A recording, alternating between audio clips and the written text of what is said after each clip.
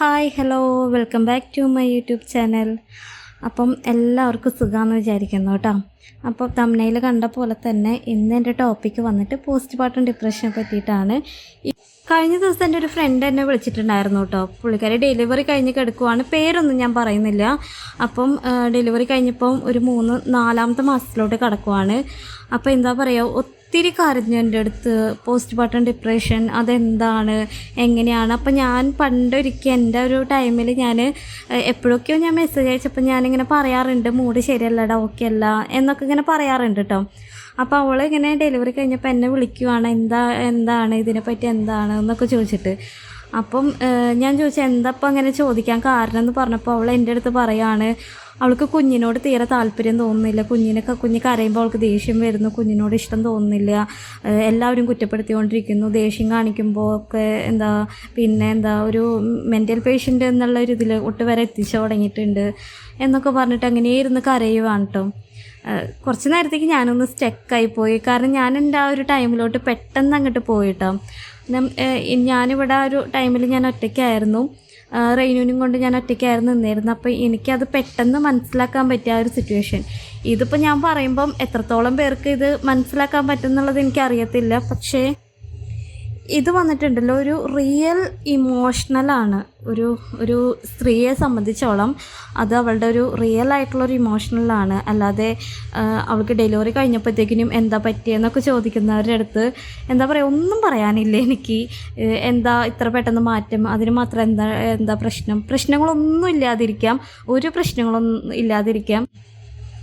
പക്ഷെ ദേഷ്യം വരിക, സങ്കടം വരിക, ഒരു കാര്യമില്ലാതിരുന്ന് കരയുക, ഇതൊക്കെ ഉണ്ടാവട്ടെ. ഇതൊക്കെ ഒരു ഇമോഷണലാണ്. അത് എന്താ പറയുക, മനസ്സിലാക്കി കൂടെ നിർത്തുക. ആ ഒരു സമയത്ത് വന്നിട്ട് നമ്മുടെ ബോഡിയിലും വന്നിട്ട് ഒത്തിരി ചേഞ്ചസ് വരും. പക്ഷേ ഈ സൊസൈറ്റിക്ക് എന്താ പറയുക, നമ്മുടെ ബോഡിയിലെ ചേഞ്ചസ് മാത്രമേ അവർ കാണുള്ളൂ. അല്ലാതെ നമ്മുടെ മൈൻഡ്, നമ്മുടെ ഒരു മാനസികാവസ്ഥ എന്താണെന്നുള്ളത് അതാരും ചിന്തിക്കില്ല. നമ്മുടെ ബോഡി ഇച്ചിരി ചേഞ്ചസ് വന്നു കഴിഞ്ഞ് കഴിഞ്ഞാൽ ആ തടി വെച്ചു വീർത്തിരിക്കുന്നു, ഇതാണെന്നൊക്കെ പറഞ്ഞ് നമ്മളിതാക്കാൻ എല്ലാവരും ഉണ്ടാവും. അപ്പം അങ്ങനെ അതായത് നമ്മളെ സ്നേഹിക്കാനും സപ്പോർട്ട് ചെയ്യാനും വന്നില്ലെങ്കിൽ കൂടിയും എന്തിനാ ചുമ്മാ അങ്ങനെ ഓരോരുത്തരെ ഇങ്ങനെ ചെന്നിട്ട് വിഷമിപ്പിക്കാൻ നിൽക്കുന്നത്. അത് ഈ ഡെലിവറി കഴിഞ്ഞ് കിടക്കുമ്പോൾ ഇങ്ങനെ കുഞ്ഞിനെ കാണാൻ വേണ്ടിയിട്ട് പറഞ്ഞിട്ട് പോകുന്നവർ കുഞ്ഞിനെ കാണുക പോരാ, അത്രയല്ലേ വേണ്ടൂ. അതിന് വിട്ട് പിന്നെ കൊച്ചിനെ വന്നിട്ട് ബോഡി ഷേമിങ്ങും കാര്യങ്ങളും. ഇനിയിപ്പോൾ കൊച്ചിനെ കളറ് കുറഞ്ഞു കഴിഞ്ഞ് കഴിഞ്ഞാൽ അച്ഛൻ്റെ കളറാണ്, അമ്മയുടെ കളറാണ്, കളറ് കൂടിക്കഴിഞ്ഞ് കഴിഞ്ഞാൽ പറയും ഇത് അച്ഛൻ്റെ മാത്രമാണ് അല്ലെങ്കിൽ അമ്മയുടെ മാത്രമാണ് എന്നൊക്കെ പറഞ്ഞിട്ട് അതൊക്കെ കിട്ടിയാൽ മതിയായിരിക്കും. കുഞ്ഞു കാര്യങ്ങൾ കിട്ടിയാൽ മതിയായിരിക്കും. പെട്ടെന്ന് നമ്മുടെ മൈൻഡ് മൊത്തത്തിൽ അങ്ങോട്ട് മാറിപ്പോവും. അത്രയും നമ്മൾ ഒരു ഡൗൺ ആയിരിക്കുന്ന ഒരു സമയമാണത്. ആ ഒരു ഡെലിവറി കഴിഞ്ഞിട്ടുള്ള ഒരു സമയം എന്ന് പറയുന്നത്.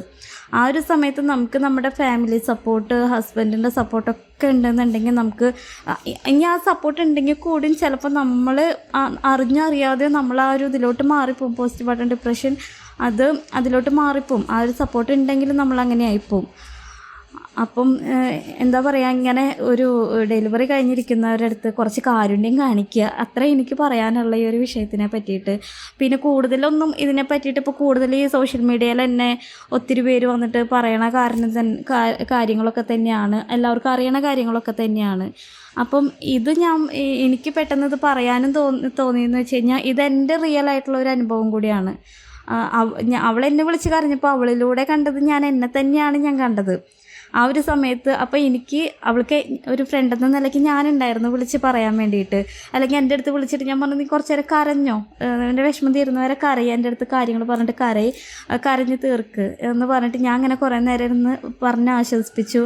എന്നിട്ട് ഞാൻ അവളുടെ അടുത്തൊരു കാര്യം ഞാൻ പറഞ്ഞിട്ടുള്ളൂ, ഈ ഒരു ടൈം നിനക്ക് ഓവർകം ചെയ്യാൻ പറ്റുവാണെന്നുണ്ടെങ്കിൽ നീ നിൻ്റെ ലൈഫിൽ വിൻ ചെയ്തു. പിന്നെ നമുക്കൊരു മനസ്സിലാക്കാം, ആൾക്കാരെ ഒരു പരിധി വരെ നമുക്ക് മനസ്സിലാക്കാൻ പറ്റുന്ന ഒരു ടൈമാണിത്. ആരൊക്കെ നമ്മുടെ കൂടെ ഉണ്ട്, ആരൊക്കെ നമ്മുടെ കൂടെ ഉണ്ടാവില്ല, ആരൊക്കെ എത്രത്തോളം നമുക്ക് മാറ്റി നിർത്താം എന്നൊക്കെ മനസ്സിലാക്കാൻ പറ്റുന്ന ഒരു ടൈമും കൂടിയാണിത്.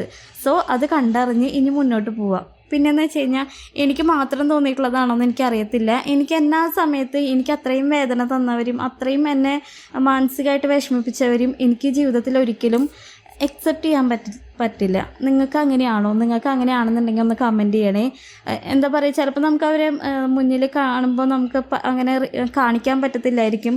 പക്ഷെ നമ്മുടെ ഉള്ളിൻ്റെ ഉള്ളിൽ എവിടെയോ നമുക്ക് ആ ഒരു ഇത് കിടക്കുന്നുണ്ടായിരിക്കും ആ ഒരു സമയത്ത്. അത് എല്ലാവർക്കും അങ്ങനെ ഉണ്ടോയെന്ന് എനിക്കറിയത്തില്ല, പക്ഷേ എനിക്ക് അങ്ങനെ ഉണ്ട് കേട്ടോ. അതാണ് ഞാൻ പറഞ്ഞത്. നിങ്ങൾക്ക് ഉണ്ടെങ്കിൽ നിങ്ങളൊന്ന് കമൻറ്റ് ചെയ്യണേ. അപ്പം എൻ്റെ ഇന്നത്തെ ഒരു വീഡിയോ ഇത്രയേ ഉള്ളൂ. ചെറിയൊരു ഈവനിങ് വ്ളോഗ് ആയിരുന്നു കേട്ടോ. അപ്പോൾ അതിൻ്റെ ഇടയ്ക്കാണ് ഞാൻ ഈ ഒരു കാര്യത്തിനെ പറ്റിയിട്ട് സംസാരിച്ചത്. അപ്പം ഇന്നത്തെ സ്പെഷ്യൽ എന്ന് വെച്ചാൽ പ്രത്യേകിച്ചൊന്നുമില്ല, ചപ്പാത്തിയും കുറുമക്കറിയാണ്. പിന്നെന്താ, റെയിനു വന്നിരിക്കുന്നുണ്ടായിരുന്നു. റെയിനുവിൻ്റെ കൂടെ കളിക്കലും ഒക്കെ ആയിട്ട് അങ്ങനെ സമയം പോയത് അറിഞ്ഞില്ല കേട്ടോ.